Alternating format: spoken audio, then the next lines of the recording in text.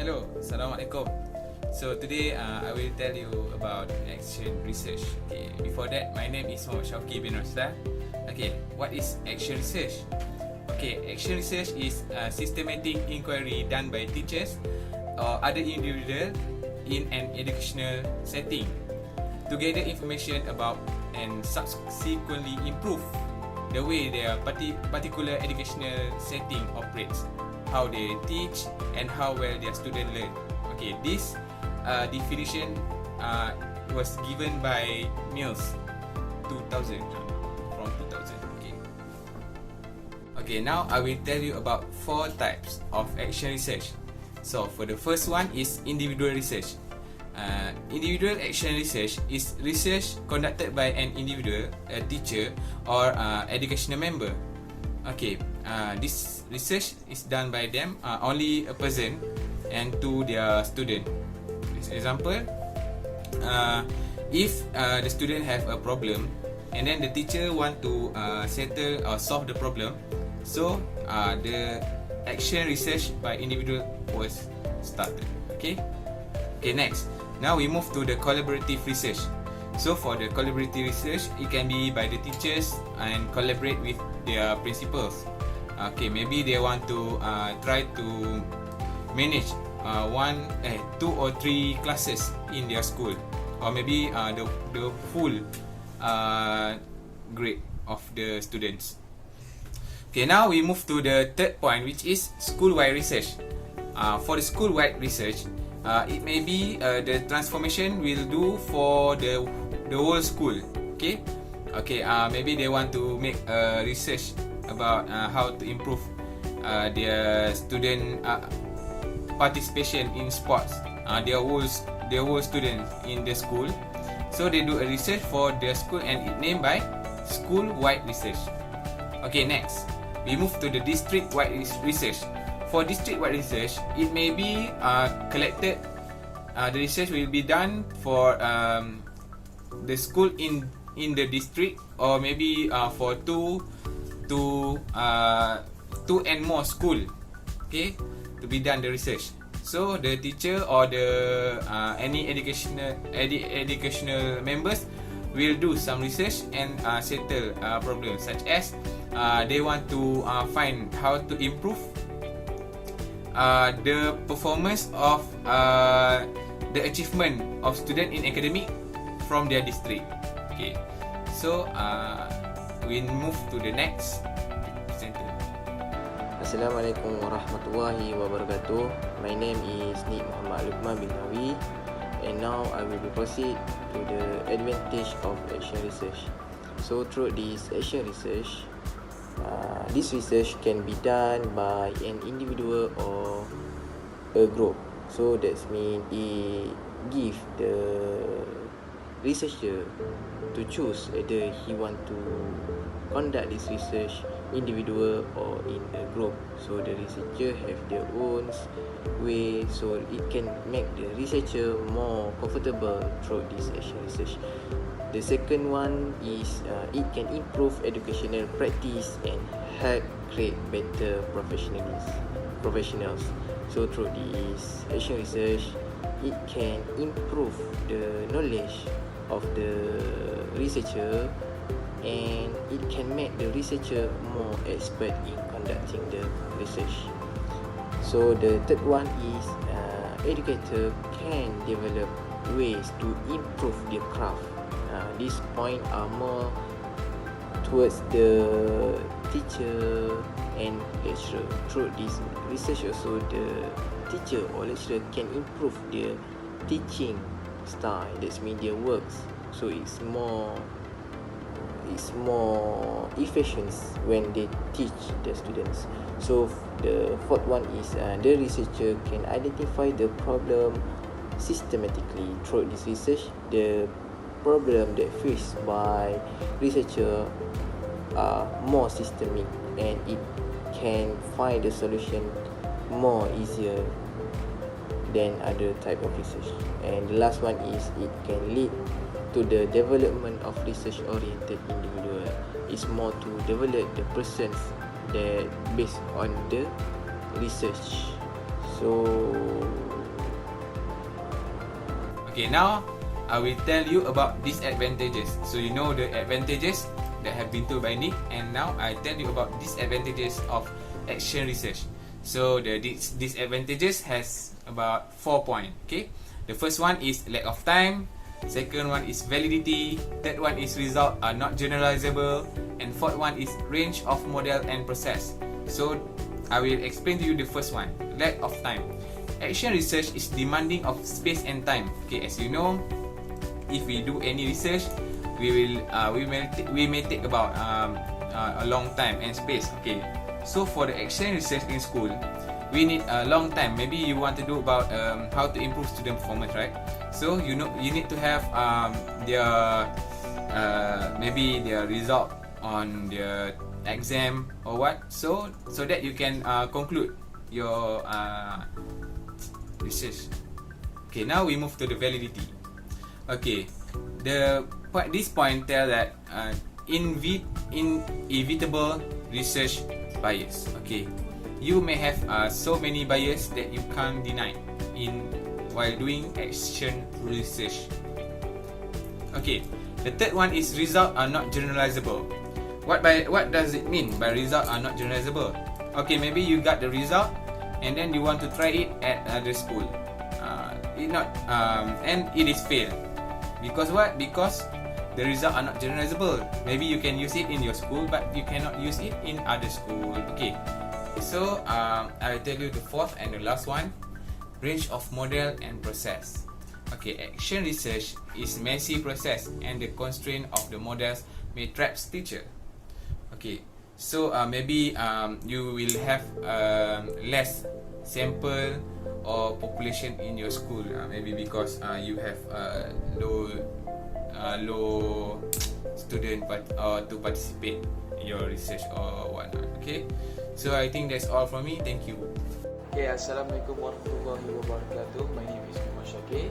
So I will continue regarding to how can we implement classroom action research in our classroom.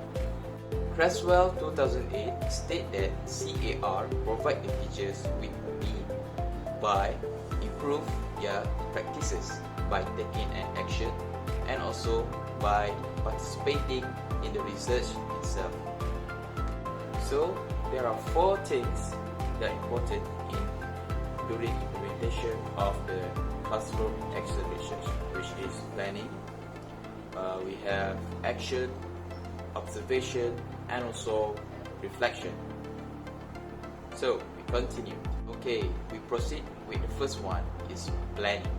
So in planning, it's more focused on how teacher conduct action research, which means he or she will develop a questioning on the certain focus of the area, which means it will identify the problem that the most common things that seems to happen in the classroom. For example, how can the student gain the attention during the classroom? Okay, the second one is action. In this action, is more emphasized on how the teachers want to collect the data. So basically, the teacher can use a various of methods such as survey, observation, and many things that related. For example, the teacher will use a survey and give the survey toward the student to answer it. So inside the survey, it will consist of the question, which is how can the student gain the attention in classroom, or is it bored if it's just a theory learning instead of having a practical learning session. So inside the observation, it will be based on how the teacher teach and how the student learn, and also it's also include a process of analyze of the data and also interpret it. For example, we took the situation from our first problem, which is the student having a difficulty to gain attention in a classroom. So the example is the student A tend to lose their attention because of the teacher voice is too low and unheard, while student B tend to lose their focus because the classroom is too crowded, which is too noisy. And last but not least is the reflection. So inside the reflection, you can predict the outcome of the result, whether you satisfied or not. So if you satisfied, you just stick to just one plan. Or if you unsatisfied, you can use or you can devise other plan. The outcome is the student tend to lose their focus because of the teacher voice is too low and unheard, and also there is a situation where the student makes noises, so that's why the student cannot be concentrate on their classroom. So the conclusion is the teachers needs to raise up his or her volume up, and also try to give a proper instruction for them in order for students to pay attention in the classroom. Thank you. Okay, so have you ever wondered how can there be action research spiral to be exist in the first place? Okay, it's occur because the reflection leads to another stage of planning or another revised plan, because it is intended for the good outcome. Now, I will be proceed to the benefits of action research. So, the first benefit of the action research are this type of research are focused on school issue, problem or area of collective interest. Means that this research are more specific and clearly because it's only focusing on one field. So as an example, the teacher went to study about the vandalism problem in the school. So he made some research about the vandalism and how they want to overcome this problem, or in easy word, find a solution for the vandalism. So for the second one, form of teacher professional development. So when the teacher run this research about the vandalism in school, he can solve or overcome the problem, this vandalism problem in the school. Means that the teacher are very good because he can manage or he can overcome the problem at the school.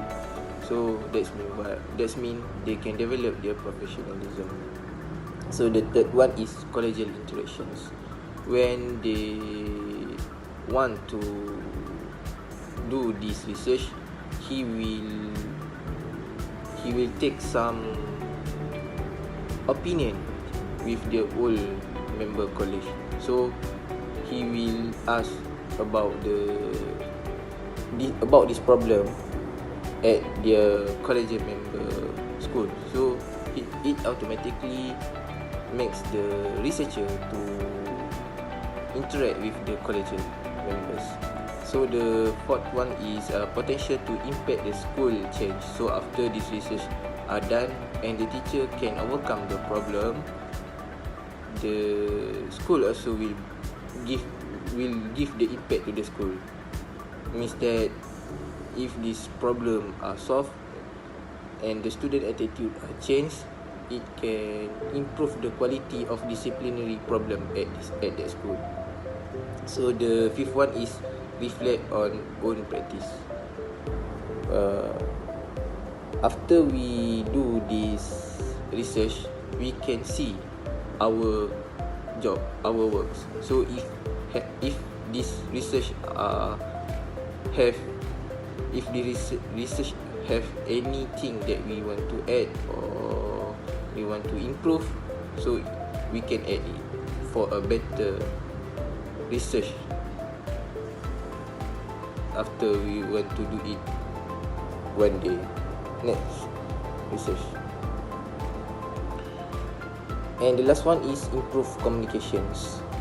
So when the teacher do this research, it automatically makes some communication with the students, with the teachers, with the parents, and also with the whole curriculum members. So it's automatically improve their interactions, improve their communications more better, because he makes many people to get some data or opinions. So that's all for me. Thank you.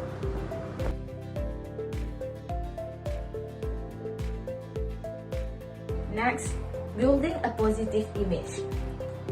How to create a positive self-image? First of all, we need to dress properly. Why? Why we need to dress properly?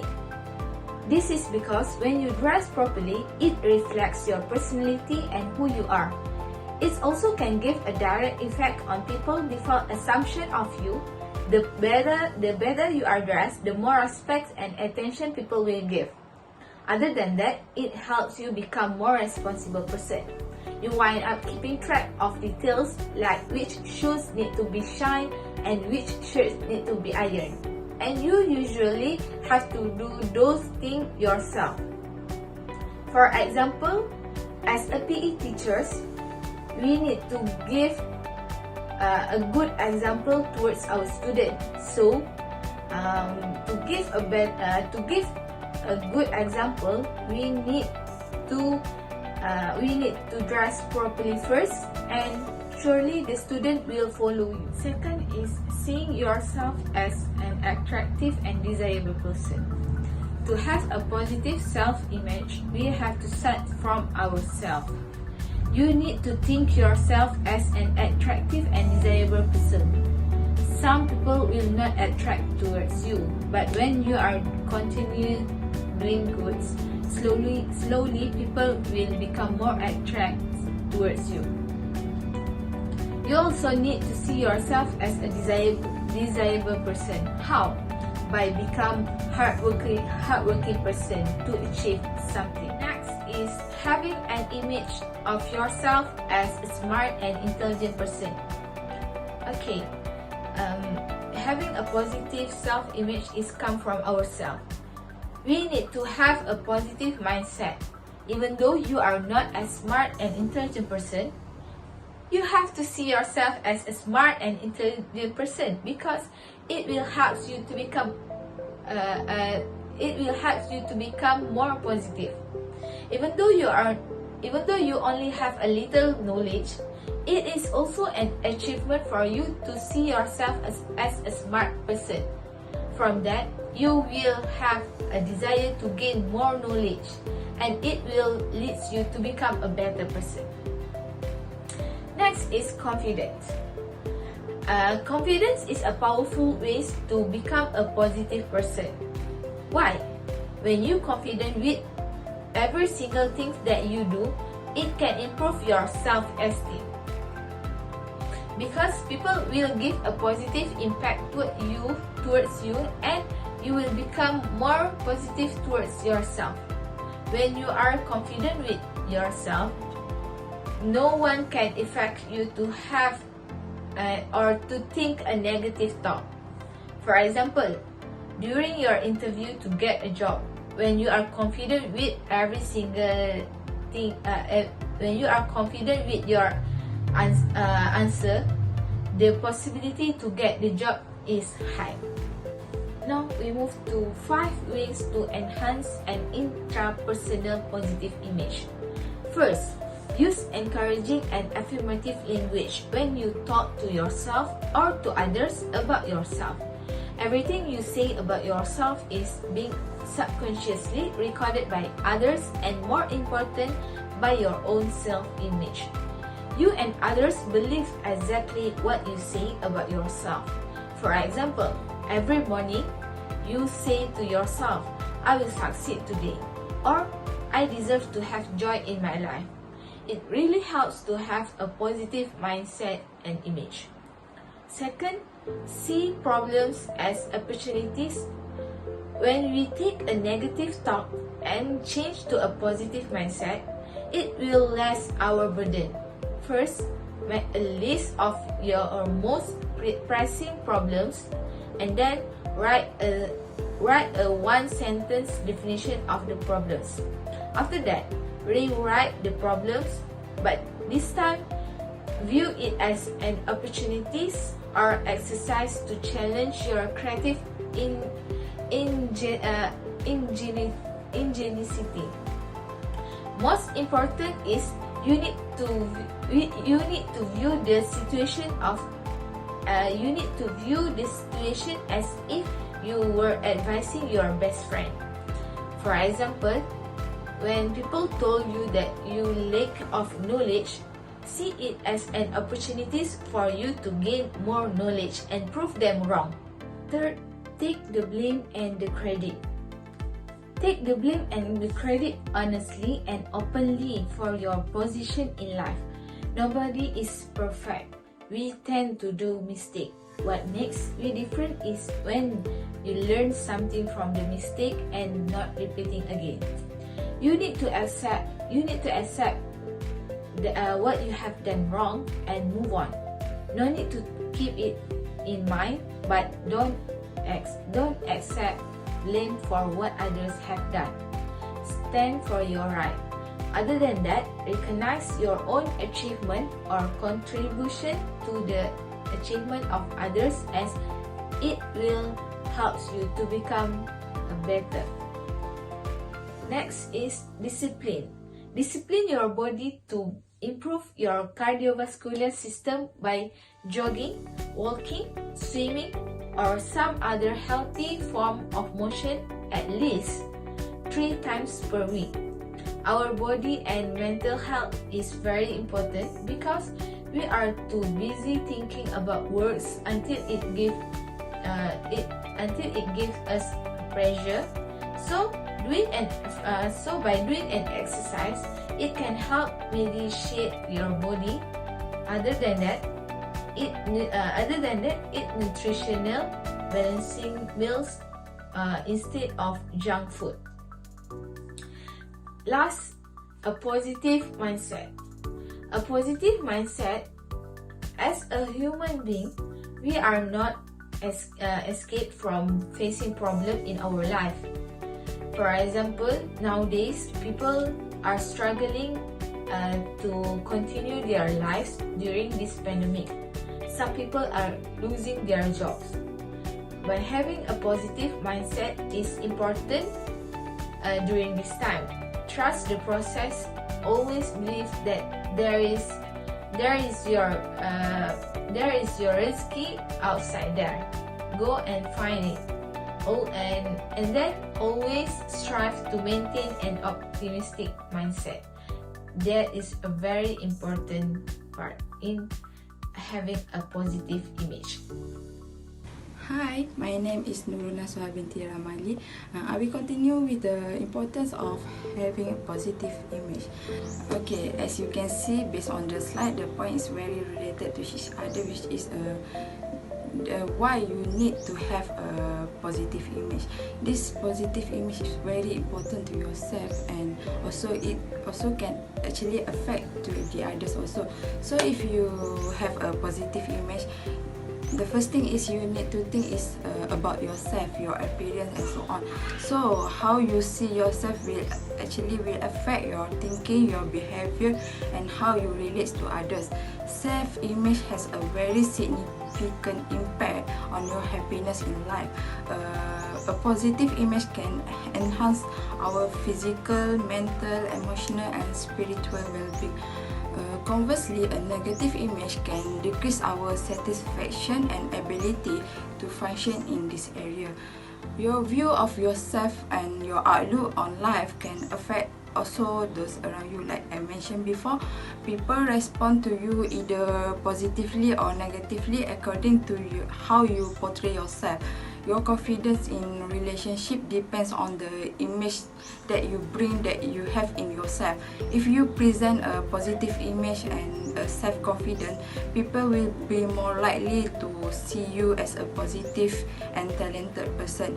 A positive self-image start with learning to accept and love yourself. It also means being accepted by and loved by the others. Okay, what I want to highlight here is you need to love yourself more than love the others, because you need to focus on yourself as much as you can, not in self-consuming manner, but in a way where you understand yourself and also your strength. Just not to focus more on your weakness because it will affect you. So I hope that you can love and accept yourself the way you are, because nobody is perfect and all of us equally blessed in some way or the other. So I hope you know your worth and start do what is really suits you. Okay, that's all from me. Thank you.